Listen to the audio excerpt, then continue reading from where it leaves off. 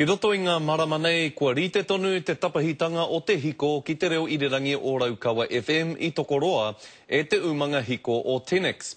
Me te aha kua ngā auwe atu ki taua umanga auware ake. I te rā nei, tae noa ki te whākaraka o tēnei ahi.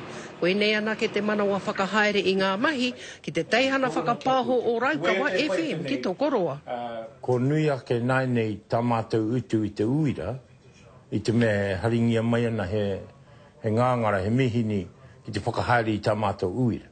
Te raru, kare he pirangi ngā kamupene I Wanganui o tēnei raru ki te utu tā mātou hiko, tā mātou generator. Ko wera e warawara e TV. No te tau iwa te kau I hua ki nai te reo irirangi o Raukawa FM, mai taua wā ki tēnei rango nāna tōna reo ki ngā tōpito katoa o Raukawa whānui. Engari nā te tapahitanga e te kamupene Tenex o te hiko I ngā wiki kuahipa, noho pauri ana te hunga whakarono me te hunga pāpāho. E tōru ngā kamupene Wanganui tēnei raru.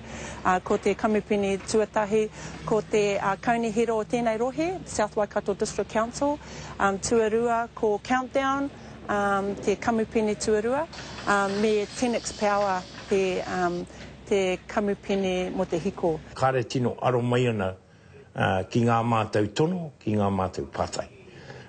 Kei te haere tonu tau o te Māori, e whai haere nei a ngai pake. I te rā nei, ahakoa a mātou tūmanako ki te kōrero ki ngā kaiwhakahaere rangatira o te toahau o Countdown, a rā me tērā hoki o te kamupene hiko o Pauakau. Tae mai hoki ki te kaunihera o te tonga o Waikato, engari, auare ake ana.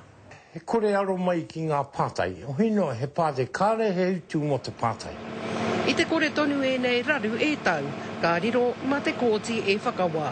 Ko Hinerangi Goodman, mō te karere. Nā I tuku karere hiko mai a Neil Holdham o te umanga Pauakau Limited kia mātou I kō tata ake nei. Hei tāna I whakapā atu rātou ki te hunga e noho ana I te huarahi me te toa Countdown I mua I te timatanga o ngā mahi keri I te huarahi. Hei tāna kāre te tahi kotahi o rātou I whakahe.